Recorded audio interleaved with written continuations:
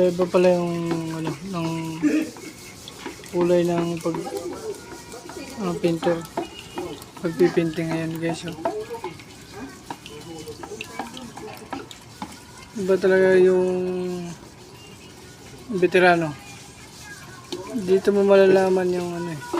Ito yung gagayahin. Oh. Yan yung una niyang timpla.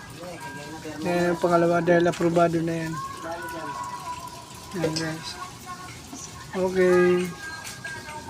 Ito, may takipaw.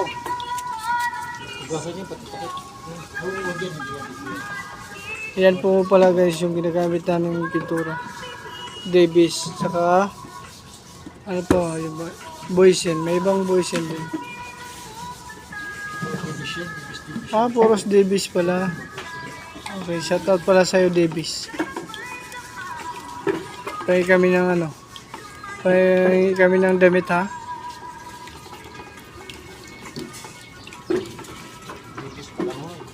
Davis, baka naman. Yung mga ano lang, yung pang para sa mainit. Pang mainit kasi kailangan ng long sleeve. Yan o.